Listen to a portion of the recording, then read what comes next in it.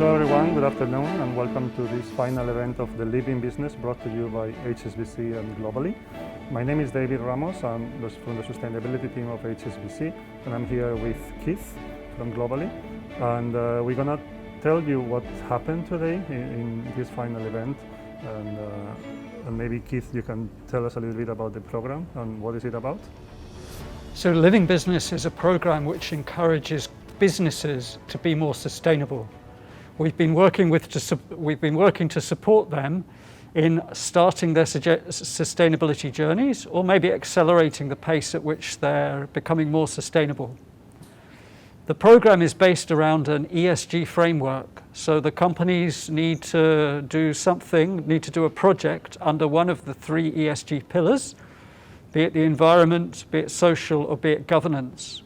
And many of the companies have actually done projects under more than one of the pillars. But those are the pillars for the framework. And as I say, to qualify for the program this year, companies must deliver a project, or at least substantially start a project in 2020 that's going to have a meaningful impact on their ESG and their sustainable future.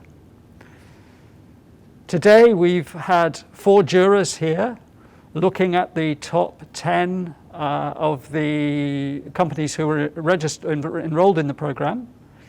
The program is split into 3 categories. There's one for small businesses, one for mid-market companies, and one for corporates. And the jurors have chosen the winners for each category. So I'm be very excited to see what's been going on there with the jurors. Okay.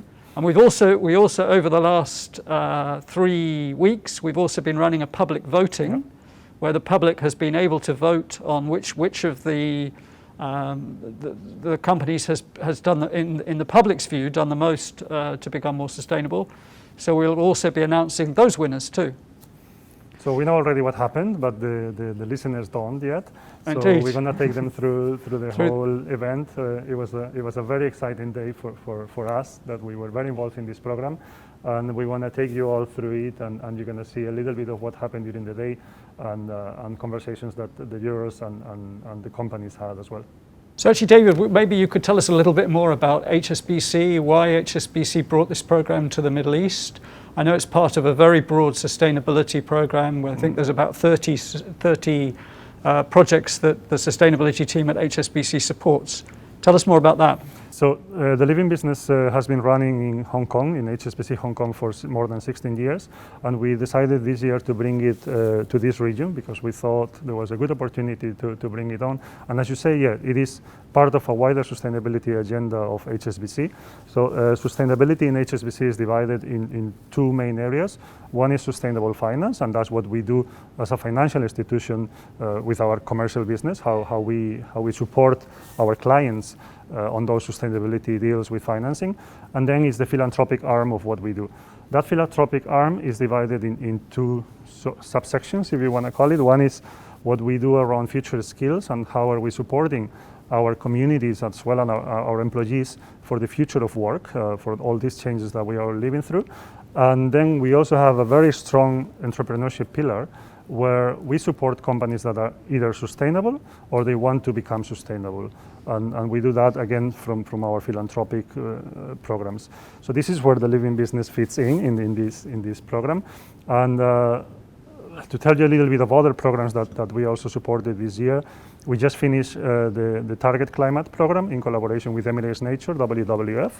And that program was more focused on supporting companies into helping them calculate their carbon emissions and how to reduce them afterwards. Earlier this year, we supported as well the Technology Innovation Pioneer program in collaboration with the Environment Agency in Abu Dhabi and with the Department of Economic Development. And just to mention one more, and probably last but not least, we are just starting very soon our 3rd year of the C3 Social Impact Accelerator, who is supporting those companies that they have really kind of these social enterprise roots very, very well deep into what they do. And those companies, they get selected and they go through a training program, and they have the opportunity to talk to investors, they do board simulations, and there is a kind of a few months program that they go through. So that's a little bit of HSBC. Of course, I didn't want this to be about HSBC, so let's bring it back to the living business. And I'm sure it has been a very exciting year for you. So can you just tell us a little bit of the highlights of the program and what happened? Sure, yeah, I'd love to, David. It's been a very interesting year, obviously. We started off the year with a kick-off event in February, and on the back of that we had about over 50 companies registered to be part of the program. About 25 of them have stuck with the program through COVID and through what has been for many companies quite a difficult year, and they've developed some really interesting projects, and we're going to be showing you 10 of those projects today, so I'm really excited to be doing that. For me personally, one of the most exciting things about the program is working with businesses and actually seeing them making real change. It's really fulfilling. It's very fulfilling to see that the program is helping companies make a real difference by just encouraging them to do things that they wanted to do anyway, but in the midst of being sort of very busy running their own businesses and dealing with COVID and making sure they've got revenue coming in and all of that, they don't always have the resources and the time to put on sustainability. So this program is really about tipping them over the edge and getting them to actually make something happen rather than just postponing it for the next year. So I think it's a good time to introduce the jury now. We have two from HSBC and two externally. From HSBC we have Sabrine Rahman, who's the regional head of sustainability, and we have Mike Davis, who's the head of corporate and commercial banking for the UAE. And from outside of HSBC, we have Jeremy Crane, who's the founder and CEO of Yellow Door Energy, and Sean McHugh, who's the director of construction at ALEC. So I guess now we should introduce the companies. We're going to show a 1-minute video for each company to give you a flavour of who they are and what they've been doing this year as part of the programme. And the first company we've got teed up with their video is Wood Floors Middle East. Perfect. That's it.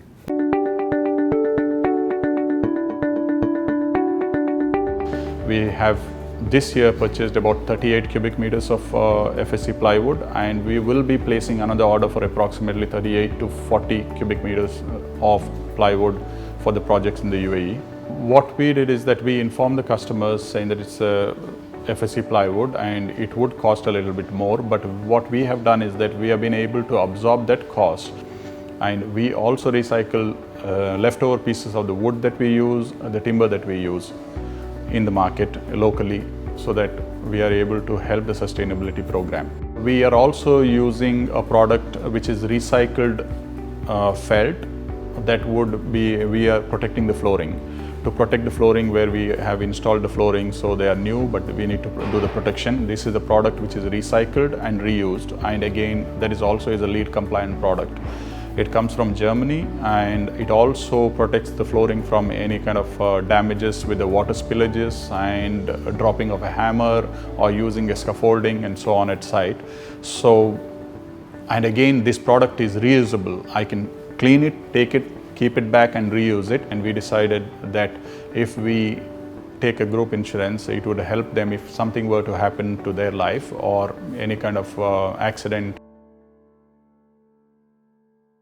So that's interesting about wood floors. I like the video. It's very interesting to see that they're working both on the E and the S of the ESG, and I will really be interested in seeing the conclusions of the jury and the conversations that they have. Yes, it's a nice company and very committed to sustainability. Yep. Next up we have Mateen Mitchell and Company. Mateen Mitchell and Company is a boutique executive search firm based in the UAE, based in Dubai. We focus on recruiting board members, CEOs, members of the C-suite.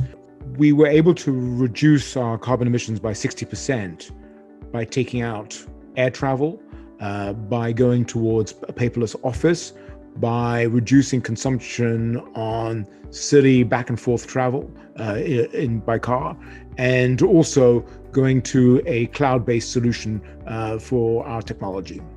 Criteria for selecting a partner from whom we could buy carbon credits was really quite a simple one.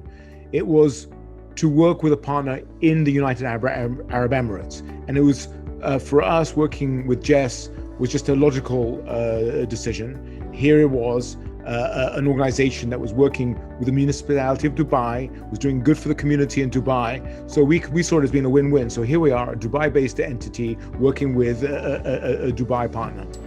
This waste, as it decomposes, it generates gas, which is methane. Methane is harmful to the environment. It's 27 times more harmful than CO2. So this project that we're doing here is to reduce the impact of methane from landfill gas to the atmosphere. So we've heard probably over the last 2 years a lot of companies going net zero. Even us, HSBC, we did our announcement less than a month ago of our net zero commitment. So it's good to see that not only the big companies are doing it, but also small companies like Mateen Mitchell, they are also doing that commitment. It's fantastic news.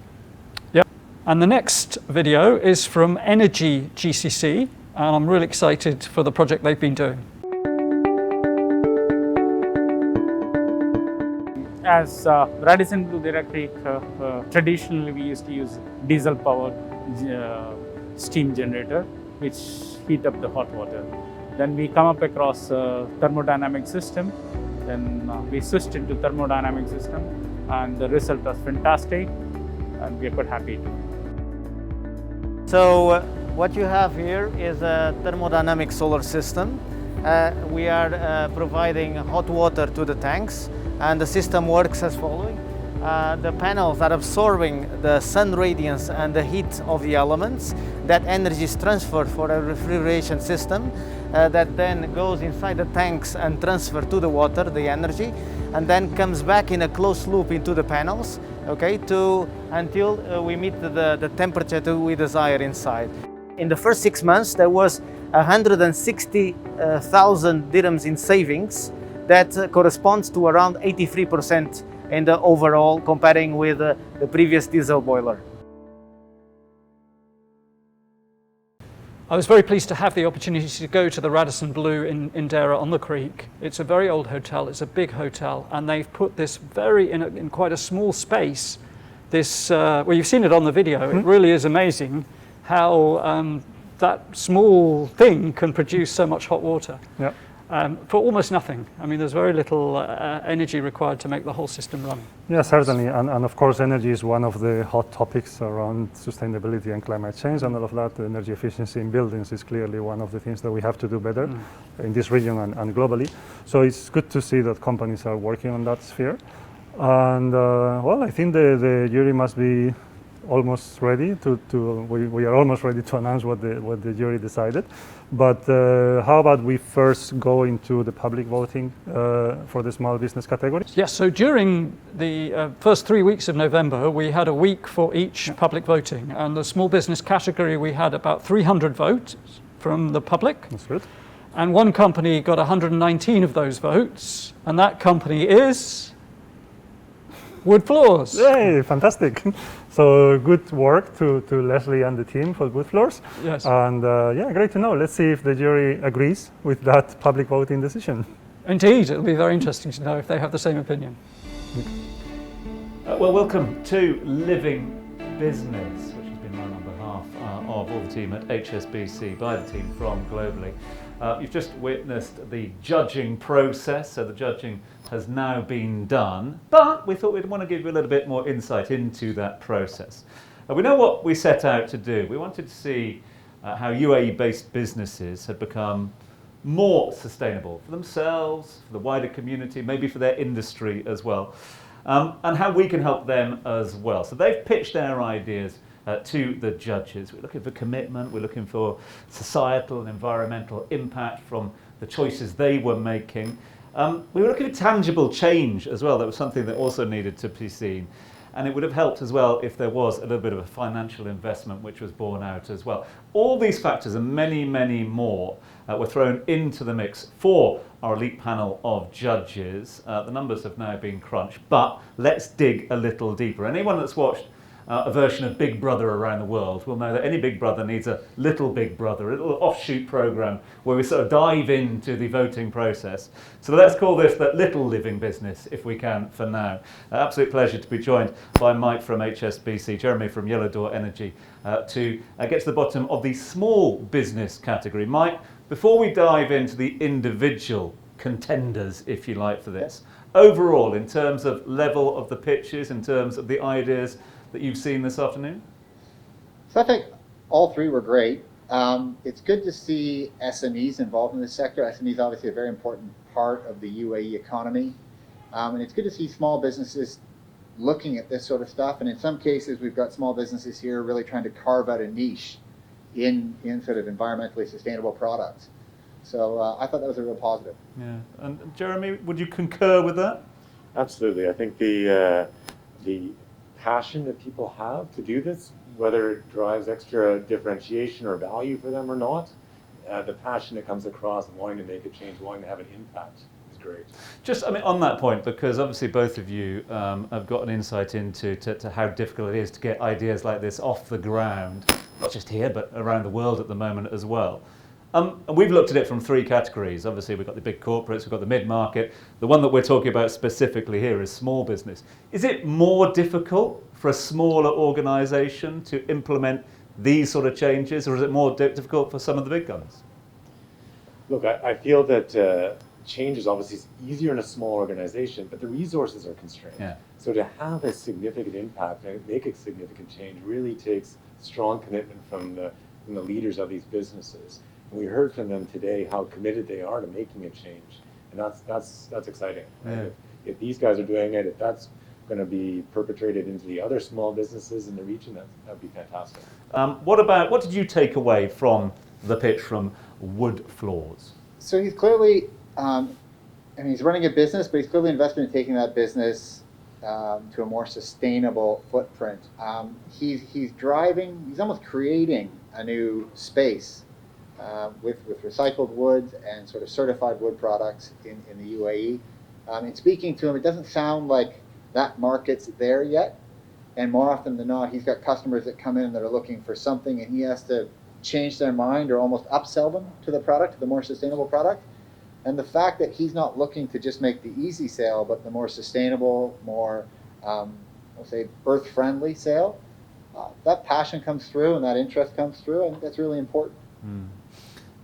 Jeremy, just to this though, and there was a lot to take away from Lesbie's presentation, but it's wood after all. It's wood becoming a sort of wood product as well. And when we're talking all things sustainability, surely there's a bit of question mark there. There could be, and I think he really got to something that we all question, right? Wood versus plastic or other alternatives for flooring, or something that maybe all of us make a decision when we're redoing our kitchen, and he showed us that you can do wood sustainably. So for every tree that he consumes, 10 are planted. So you can actually have a positive impact using his product. That I felt was significant, and we know that wood decomposes. We know that wood is positive in the long run. So I thought he had a very compelling proposition. In terms of the potential negative, again, I don't want to use this word. There's enough negativity around at the moment. We don't need any more, that's for sure. In terms of areas for growth, because again, I'm conscious of the fact, small business, not a huge amount of resources behind this, and they've obviously invested into this new product and technology, so there is a belief behind it. Any advice you can proffer in terms of moving forward? Look, I think the segment's not quite there yet. I think he probably needs to work with his sort of off-takers to make sure that they're creating demand as well. So if he's the only one creating demand for his product, that's difficult. But if he's got some of the bigger developers who are also sort of advertising the fact that they've got sustainable wood products, sustainable wood flooring in their buildings, that could help create demand for the product more broadly. So that might be an idea for him. I know it's very difficult to create your own market by yourself, right? You need help.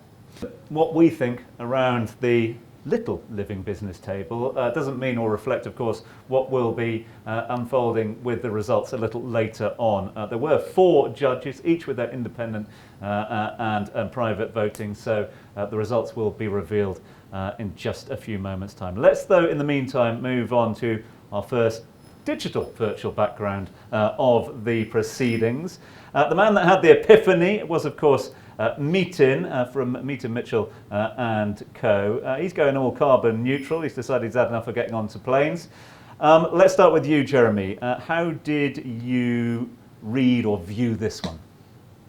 Look, clearly he's got a commitment. He talked about his epiphany, and I think we've all been through something like that over the last few months, where we realize, hey, by not traveling to meetings, I can create more time, I can perhaps accomplish more.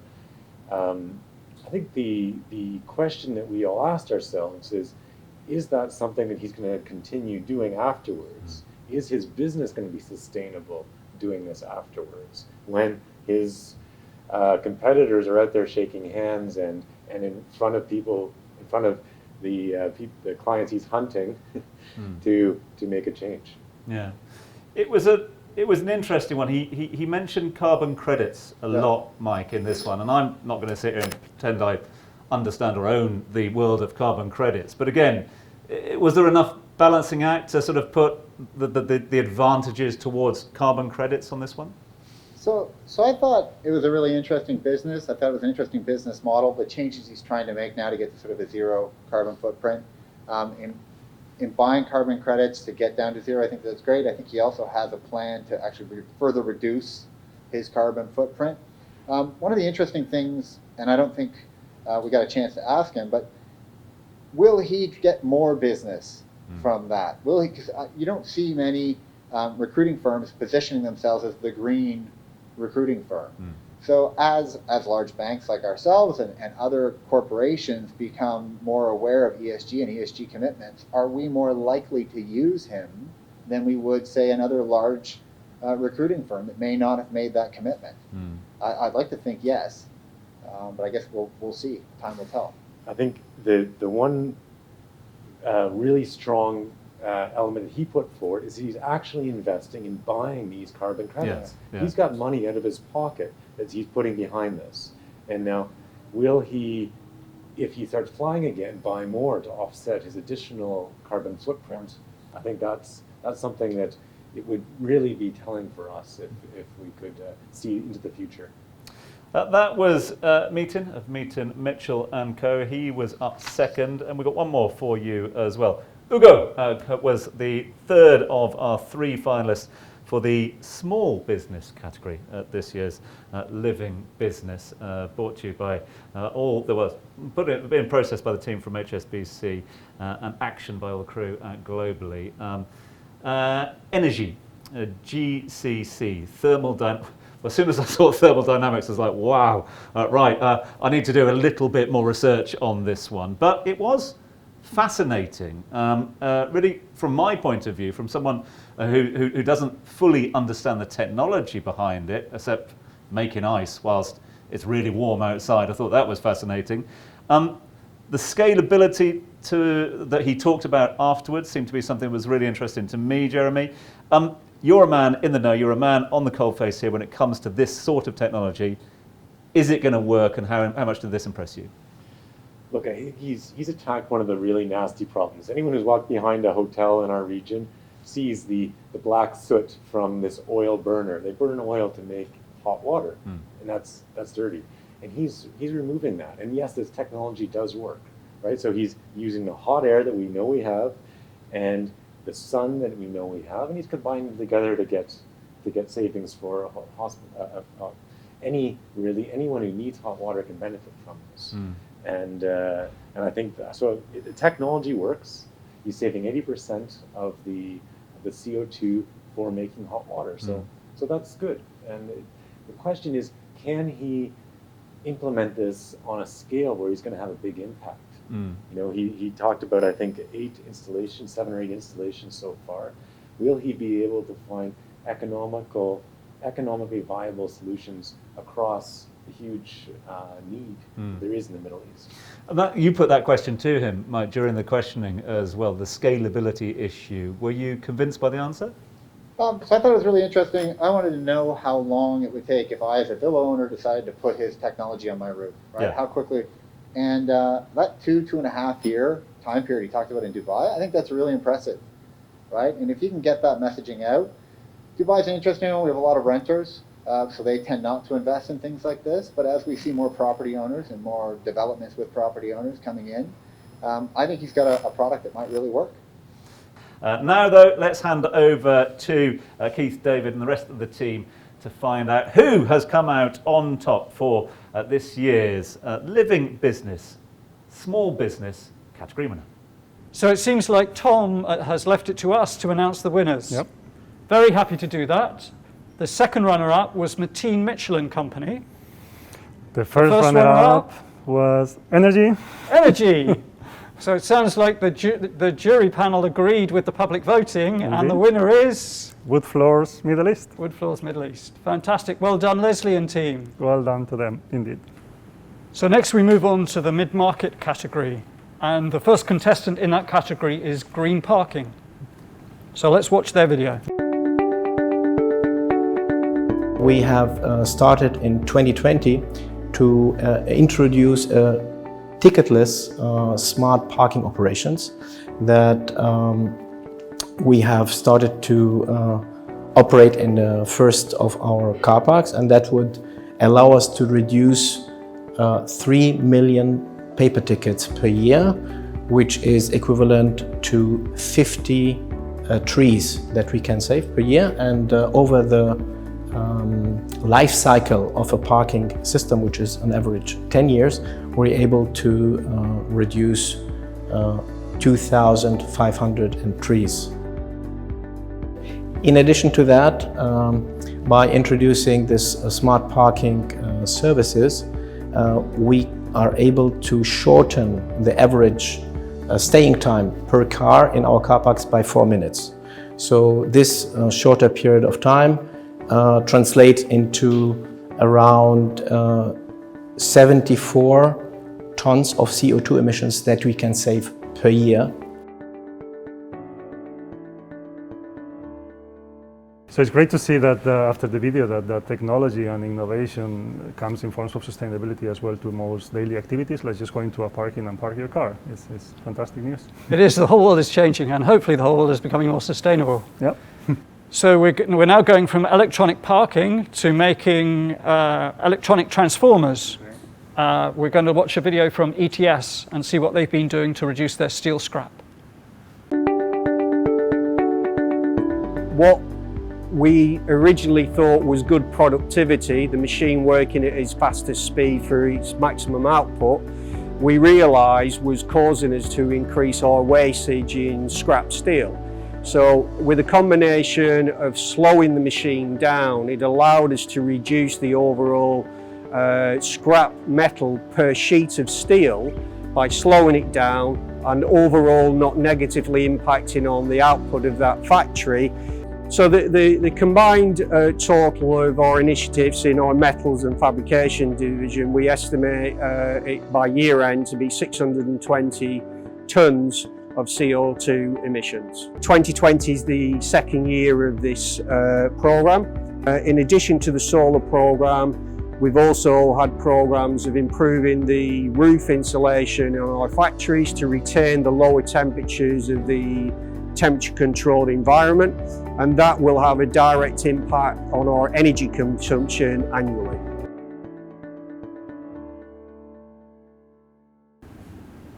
It's surprising to think that such a small change as slowing down a machine can actually save a lot of resources, a lot less waste, and a lot of energy not wasted as a result. Yeah, and for so me, really it's even contradictory to traditional manufacturing that you actually want to make more pieces per minute, and just slowing it down actually makes sense from an economic point of view as well. Yes. Yep. No, it's really encouraging. Yep. We didn't have time to play the long video, but the other thing that I liked about what John was saying when we met him was that the initiative came out from their own staff. It wasn't something that management was driving top down, but ETS really believes in empowering the staff. It's from the workers on the factory floor who can actually bring these ideas forward and say, hey, what about trying this? That's even better. Yeah. Yeah. Perhaps now it's a good time to announce the winner of the public voting. Okay. We had 700 votes in the mid-market category. Wow. And the company that got the most was Steelwood Industries. Oh, fantastic. The one we haven't seen yet. Yeah, so I think perhaps now is a good time to go to Steelwood Industries and their video. Absolutely. And find out what it was that the public liked so much about them. Yep, great. Steelwood Industries is a factory in Dubai that recycles waste wood from construction waste residuals. And it takes a mixed random species of wood into a one uniform board called SDB. SDB is a new type today that is a homogeneous wood with high mechanical properties that allows to replace all wood combined. It is today registered as a new wood type in APA, CPA in the United States of America. After receiving and labeling our product SDB as an eco-friendly product, a carbon footprint came into effect. So we wanted to take it into an economics of the carbon, and we approached the UNFCCC. Luckily, there was no methodology of post-consumer or waste wood recycling. So we had to engage into registering a new CDM with a project for wood recycling. So clearly, Ghassan is on a mission to save trees. He really wants to stop deforestation, which is a fantastic objective. Not an easy one, but certainly a very good one. So I think it's a good time to see what Tom and Yuri have to say about the three companies in this mid-market category. So let's go and see that. Fantastic. We are going to have a little look at the mid-market category of this year's Living Business, brought to you by Hsbc and Globally, who've come together to help UAE-based businesses to become more sustainable. They had to prove what they were doing, how they were doing it, and basically had to tick the boxes, but also catch the eyes of the judges. Sabrine from Hsbc and Sean from Alec have joined me here in the, I don't know what to call it really. I was going to call it the boutique or the boudoir or something, but it's more of it's a desk basically, isn't it, for our living business or little living business chat. Let's get a sort of macro picture on this whole thing first and foremost. Overall, we will head up the mid-market range in just a few moments' time, but in terms of the pictures overall, impressed by the standards and the level? To be honest, yes, I was. I think it's always difficult to be in that sort of category where there are many challenges when it comes to prioritizing sustainability and ESG, owing to the fact that it might not be senior management priority. You may not have the funding required to make some of these changes. But all of the finalists actually demonstrated that they were investing, they were committed, and they had the support. And I think that really came out through the pictures. It's a really interesting point that you bring up there, Sabrine, and Sean, just to get your thoughts on this as well.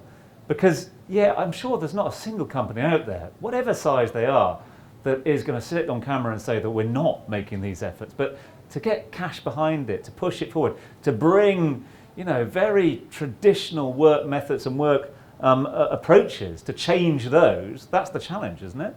Absolutely. I think, it doesn't matter what size organization you're talking about, whether it's a small one or a big one, it's always difficult to get away from the day-to-day and invest the time and effort into thinking about these sorts of things. And I think in this sort of category, the medium, it's kind of a little bit more difficult because the smaller businesses, you're always going to have that, very, very small team, very close to the owner.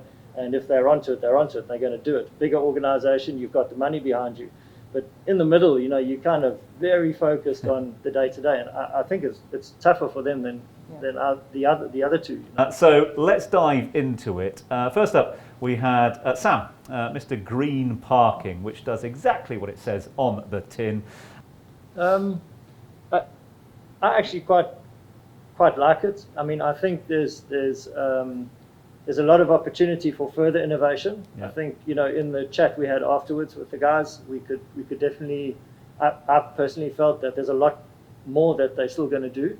They're not the only player on the market. It is a bit of a challenge for them because competition is difficult. They are trying to get involved with the electric vehicles as well and tap into that, which I think was quite clever. But that's going to take quite a lot of investment, I think, from their side. There's a lot to do to make that work. But overall, I really liked it because, like I say, I feel there's still a lot that they can do. Sabrine, I mean, one thing that I've got to credit Sam with is the marketing, and he's obviously polished on that side of things. This is a slick brand. It's a slick operation by the looks of things.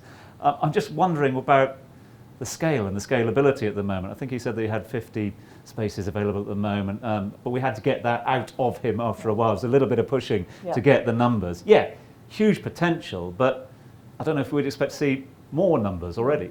And I think that's one of the opportunities he has to ensure that he is able to market it as a convenience brand also in terms of, if you were to use this product, it would save you time, perhaps money, and sanity. As a mother of a small child, if I was able to pre-book a spot, I think that would be a huge advantage for me to use that product. So perhaps it's also thinking about the end consumer and how they could expand some of the brand promise that would really make it a lot more appealing to a wider audience and perhaps different generations as well. Yeah. Talking of marketing, I want to move on to the next one if we can, because that was our friends from ETS.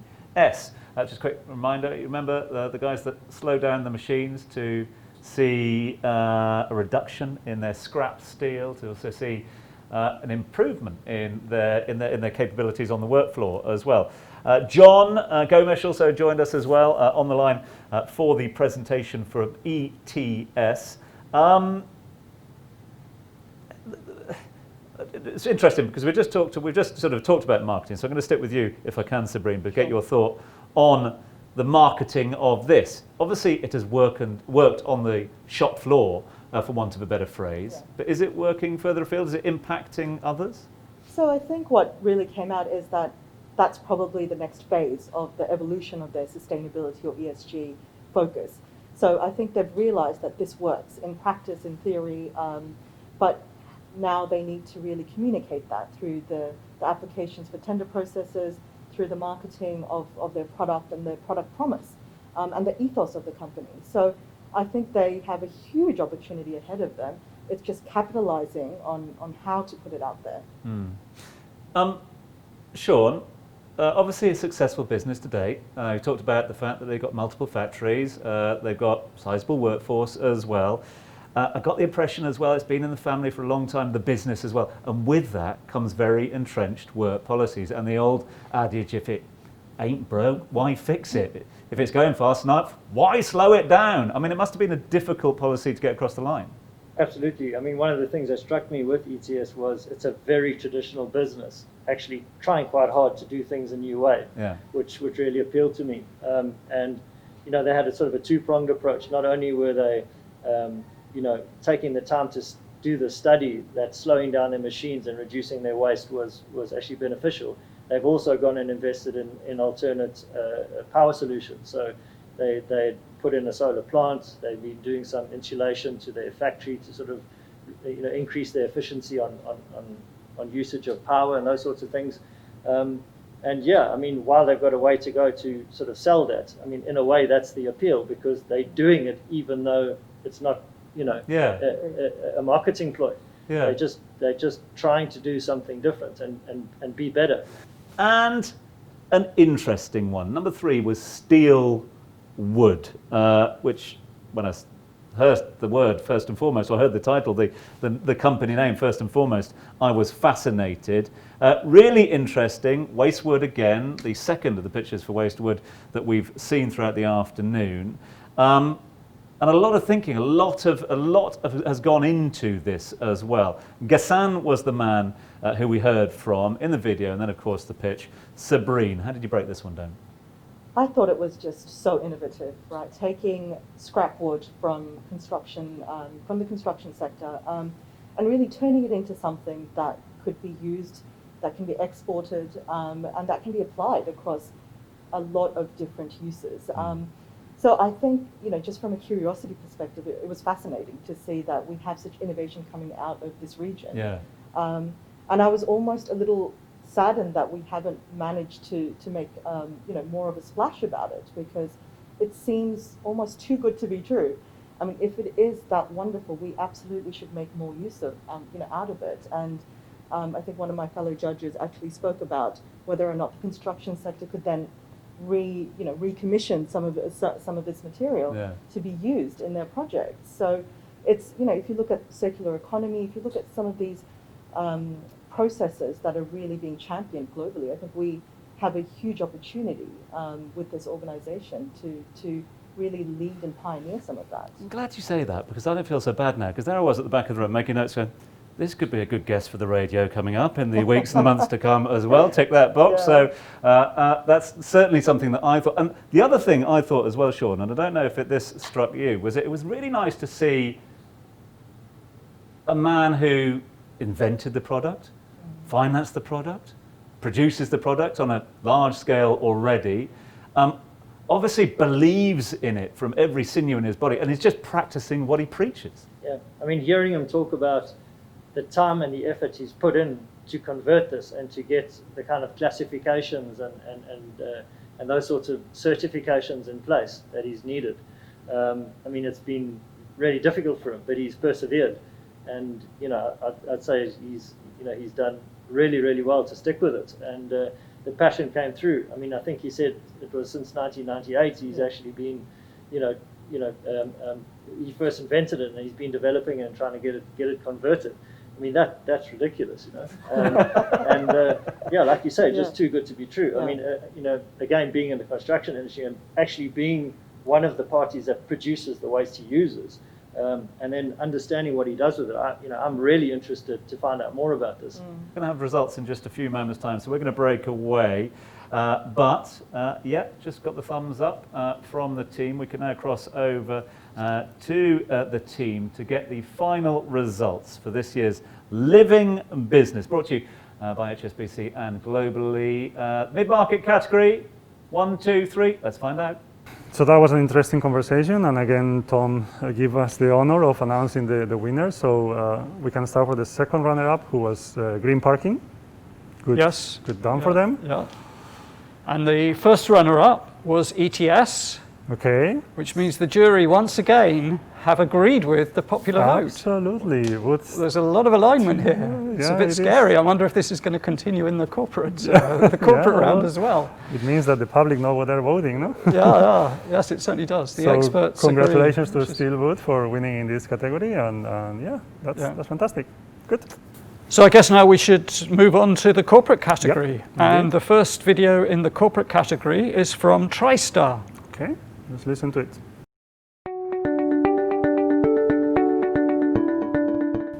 Tristar is a company which started in 1998. It's a global integrated company which is actually spread out into 21 countries, into 5 different continents. And we are people who actually transport oil and lubricants all over the world. So this year we have adopted the Esg Framework, which stands for Environmental, Social and Governance. One of the initiatives that we have adopted as part of the Esg Framework is to install solar panels on our rooftop in the THQ. So it's an 800 megawatt project, and through this we ensure that we are reducing our carbon emissions by 300 tons. The Sailors Society report shows that 26% of seafarers have depression, which is often overlooked. And therefore in this year we have introduced a helpline as well, which is a 24/7 confidential helpline for seafarers and all the crew out at sea, so that they can talk to experts and express their emotions and resolve all their conflicts and such. So, good video, very good video, and the same as with wood floors, it's very good to see that they also have a focus on the social component. We were also supporting programs with Mission to Seafarers to support this important part of our community that a lot of times is forgotten. So we did that a few years ago. It's good to see that other companies are following and they are still doing it, especially for them working in the logistics sector. I think it's a very important topic to look into, and other aspects on mental health of them and other colleagues that they work for them, and also from other companies. It's really, really important. No, it's great. It's great. Yeah. So who's next? So Tristar, they weren't the only company to do an ESG strategy. We also worked with IFCO to develop their own comprehensive sustainability strategy. Okay. And they're next up, so I'm looking forward to hearing from them. Okay.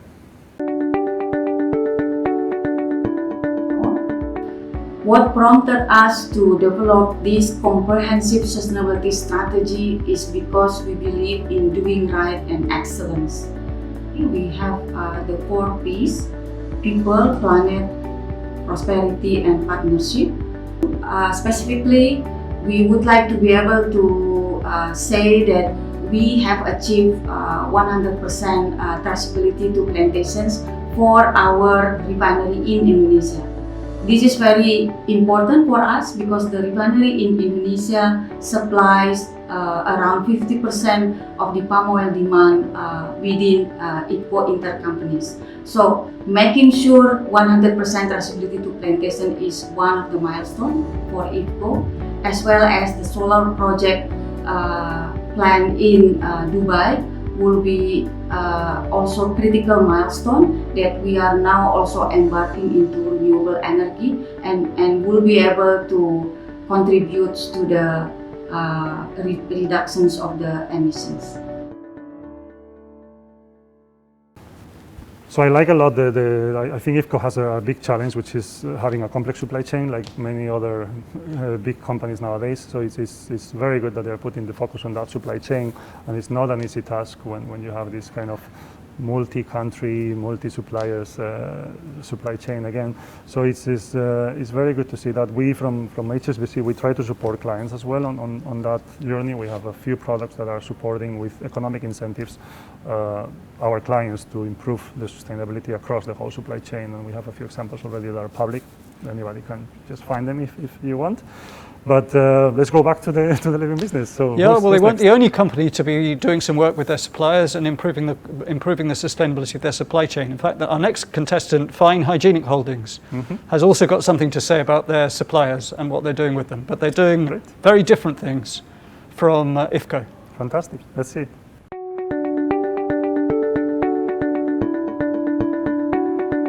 Fine Hygienic Holding was founded in 1958. It's the largest wellness group in the world, and in MENA is the biggest paper manufacturer. We started manufacturing masks for two reasons. One was to create a resilient business. Especially in a pandemic, you need a business that can survive and we need to ensure that our employees get their jobs are secure and paid. And second, because we wanted to help the community with a quality, sustainable product. So in developing the mask, one thing that was very important is to develop a reusable mask. And to ensure it's high quality and to ensure it actually does something that other masks cannot, and in effect protect you from coronavirus. We talked to a Swiss technology company called LivingGuard. We treated our material with this technology, and in effect the mask kills the virus up to 30 washes. So I like Andrea's focus on the resilience of the business, of the core activity of the business, not only on the sustainability part, but how she links everything together. Because clearly only resilient businesses can actually work on ESG and succeed on it. So it's fantastic what they're doing. Who's next?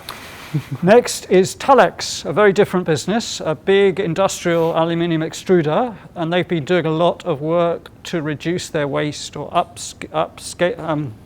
upcycle their waste. So let's see what they've been doing. Let's watch at Telex.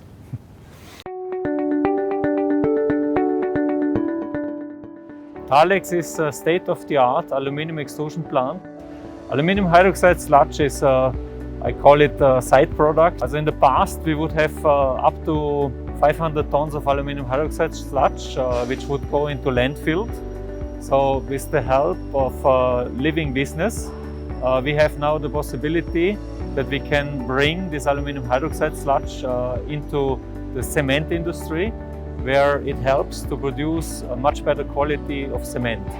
The direct environmental impact is, of course, a reduction of up to 500 tons of landfill, which is quite significant. I mean, it's a big amount. It is absolute a win-win for both industries, because we avoid landfill, so we avoid the impact on the environment, and the cement industry gets a better product out of it. I think we're forgetting something here. What happened with the public voting before we go into the jurors and their decision? We need to announce what the public thinks. Well, the public certainly expressed a very strong opinion in the corporate round. The voting happened last week, and we had 3,000 people register to vote and give their opinion on which of the 6 contenders is doing the most to create a sustainable future. Okay. And that was? One company managed to win over 1,200 votes for their sustainability strategy. That company was IFCO. Wow, fantastic. So IFCO have won the public voting. Good job for them. Congratulations, IFCO. So if the last two rounds are anything to go by, IFCO will also win the jurors' voting. Okay. But let's go over to the jurors now and see. Let's see what they think. Yeah. Let's talk us through the 4 entries into this particular category, and to see who Sean, who came out on top for this living business process. I've been joined by Sean from ALEC and Jeremy from Yellow Door Energy. Fellas, thank you. Almost there. We're almost over the line. So it goes back to the question I asked a little earlier on about scalability for these organisations. And when I looked at some of these organisations that came to the party for the corporate category, I mean, there were some big companies there. And again, I suppose trying to get these policies across the line in companies like that, Jeremy, can take some doing. Mm-hmm. No, definitely. I think the you've got a big ship to steer some of these, right? And especially Tristar, of course. Yeah. But that making that change and changing the culture. It's interesting to see whether that was driven from the top, was driven from externally, and we heard a lot about different directions that people were taking to them. Yeah, and Sean, again, I don't want to be too stereotypical about these things, but we saw a lot of big industry, coming here, traditional big industries, the sort of logistics, the concrete, aluminiums, they all came into the mix, and again, businesses that have been established in this part of the world for a long time, doing what they do very well.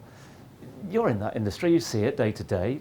How difficult is it to have a sort of momentum or even like a policy shift in these companies? Really difficult. I mean, these companies are big and they're interesting because if they do get behind the sustainability, the impact they can have is huge. Yeah. But getting that going is very, very difficult. I mean, it's got to come from the top. If you don't have C-suite buy-in, I mean, these things just don't convert. And then also, just by virtue of the size of the businesses, getting this thing to move and cascade properly. I mean, the size of the footprint of the business, I mean, that's what you kind of got to filter it down through. And I think that in itself, it's a huge undertaking. You really need a lot of effort behind it to get it to happen. So, I mean, kudos to these, they are some big businesses. And you can tell that, the board is fully behind this, or they wouldn't be where they are now in this discussion. Well, I found just a quick memory jogger for those that are trying to remember what Tristar did. It was the solar panels policy, but more than that, it was the road safety, teaming up with the RTA, making sure that their drivers of large vehicles were trained to the highest of standards. But the one that really caught my imagination, Jeremy, and I don't know about you, was the seafarers, the plight of the seafarers, which again is, I suppose, by the very nature of seafarers, they're out there, at sea. We don't, out of sight, out of mind to a certain degree. But the efforts they've gone to, not just for their seafarers, but the industry as a whole, really struck me. Absolutely. It seems like, and this was the first of the day where we saw this social impact, right? And that was great to see. The thought that they were, had really started a movement with the Union of Seafarers, names escaping me exactly, that it started with their own impact, but then went beyond that is great, right? So that shows that this wasn't just an internal driven thing, but they were trying to have a positive impact in the world, which is fantastic. Exactly that. That was Tristar. They were first up in front of the judges who cast their eager eyes over that pitch. Then we had IFCO. Again, not an insignificant company, pretty big one, in fact, and certainly one that has continued to grow. They pitched to us their 4 Ps, which we saw a lot of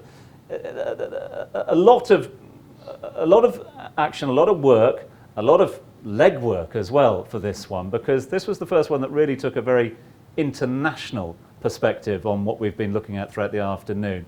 Indonesia, Malaysia, the plight of the palm crops over there, the plight of palm oil as well, was all part of it.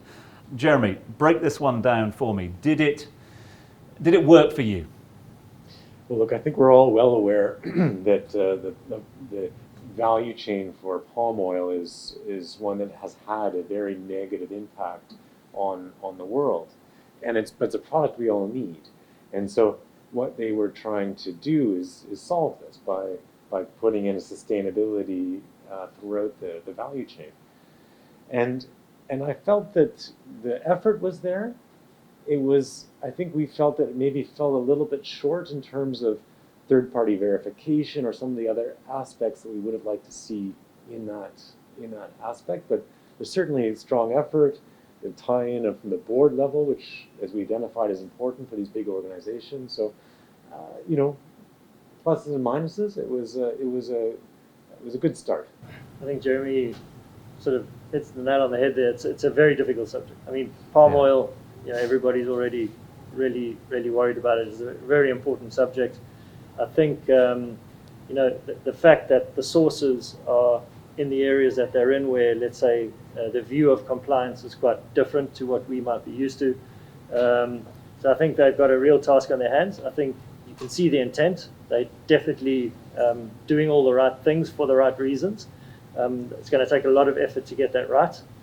But yeah, great that they actually are trying, because it's a very important subject in the world. But it goes back to a point you made earlier about the fact that you've got to have buy-in from C-suite, you've got to have buy-in from the top. That was made very, very clear in this presentation, and the very commitment to the 4 Ps that they were talking about. I suppose we can't question that, and that is a move in the right direction. It is, yeah. And I mean, what I liked about their approach is it is the pillars. They are attacking sustainability on multiple fronts.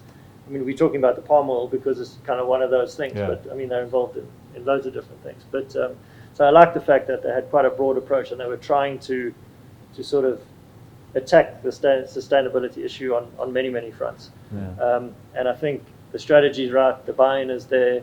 I think they're going to do important things. But yeah, I'd say they've because of what they do and the magnitude of the business, I think it's going to take a lot of effort to convert. And an interesting show of intent from the team at Fine as well. It was. They talked a lot about virtual health. They talked a lot about wellness. They talked a lot about motivation of the team as well. But then went even further as well in terms of how their products could be more sustainable moving forward, which mainly created question marks for you all, correct? Well, look, I think obviously Fine is one of the larger paper manufacturers in the region. I think this pivot towards wellness is very positive. Telex, to wrap things up, Christian joined us. Christian did the presentation. Christian joined us from his desk in his office as well for the call, for the Q&A. What did I write down here? Okay, Jeremy, I wrote down, one man's sludge is another man's precious metal, correct?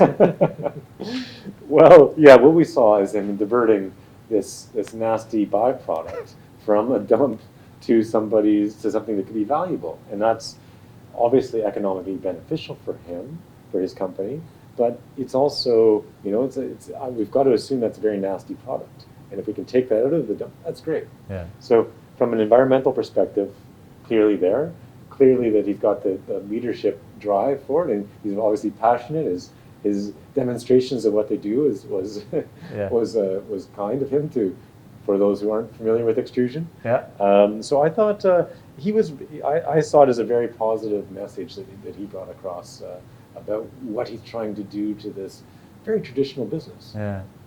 Clearly, a huge amount of investment has gone into this process already, and the fact that they've got, they can show you the fruits of their labour, the fruits of all that investment, really struck home to me that this thing is not a pipe dream. This is in the pipes. Yeah, no, it's happening, and I mean, there's not a lot I can add to what Jeremy said, but I mean, just when we started off and you start talking about the word sludge, you just like, this just sounds terrible, But what was interesting is, it's their R&D team that's actually gone and said, what can we do with this stuff? Let's stop dumping it. Are there uses for it?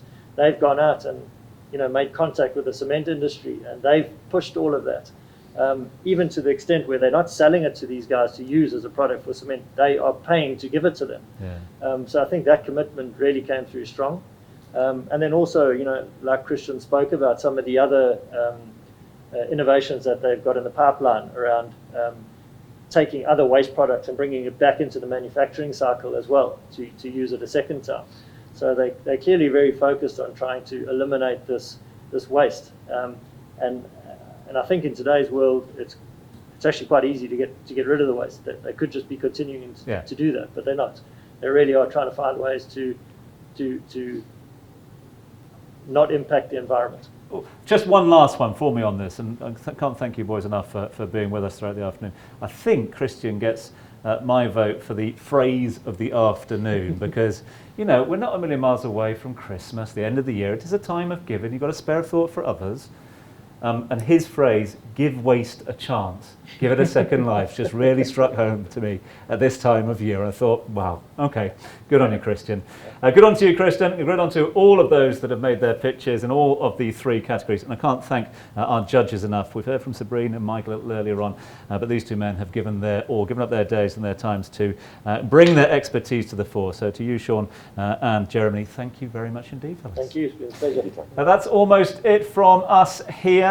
From the Living Business Studio, the Little Living Business Studio, over now to the Big Boy Studio to get the results, the final results, and find out who has been crowned the Living Business Champion, brought to you by Globally, Hsbc, and of course our friends at Get in the Ring. It looks like Tom is leaving it up to us to announce the corporate winners as well. Well, in the corporate category, the second runner-up was Tristar with their CSR to ESG sustainability strategy. Okay, so the first runner-up was Fine Hygienic. That leads us to, who's the winner? That leads us to the winner, and actually it was Telex. Okay. The jurors were very impressed by the real change that the company's making in terms of their waste management. And for the first time, they don't agree with the public voting. And they have not agreed with the public voting for the first time, indeed, yes. Okay, it's good to have some variety here as well. So over the last 3 weeks, we've been interacting with many different people and companies about the program, and a few questions. There's been some recurring questions, which we have a bit of time perhaps to answer now. I think the first question that people have is, well, is HSBC providing green finance to businesses? Well, that's something that we usually get quite often, to be honest. Whenever we speak in events, public events, we always get this question. And the short answer is yes, but let me go around it a little bit. First of all, being part of the sustainability team, I don't get involved in the business decisions. We have a very clear red line that separates our philanthropic work from the business that has a commercial benefit for HSBC. So that's the first one. I don't get involved in that part, but of course I work in HSBC, so I hear things, and we also work with the businesses to help them find those sustainable finance opportunities. We do a lot of awareness sessions. We do a lot of training. We have participated, and we do in conversations with clients whenever the sustainability is the main topic, just to help them find that opportunity. But that's clearly separated from the philanthropic work that we do.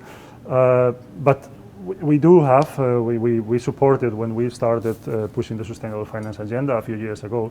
We supported internally to create that kind of framework, that support framework that pushes the sustainable finance agenda for the businesses from a commercial opportunity forward. And to be honest, now with the strong support from the leadership that we have both in the region and globally, I can certainly say that we have a very large suite of products that are helping almost or catering to any need from sustainable or finance with a sustainable angle for our clients. So yes, we do have from green bonds, sustainability linked loans, green loans, we have all of those. And of course, the best thing that we can do in HSBC is tailor those opportunities and those products to specific clients because of the global network that we have.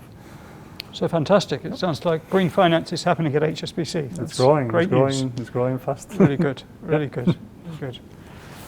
Another question which has come up, in fact we've already had 3 companies who've registered on our website, because we kept the registration open from earlier this year, who've recently registered for the 2021 program that we haven't even announced. But people are asking about it, and they're asking what's happening. So what's happening from now, we're going to pull together all the lessons we've learned. This is the first year we've run the program in the UAE, first time it's been run in the Middle East. We'll pull together the lessons we've learned from this year, look at how we can further accelerate and support the transformation that businesses are making to become more sustainable. And then hopefully by early January, we should be in a position to say what's happening in 2021. Okay, and I hope we can support on that as well. I'd hope so, that would be great. Great.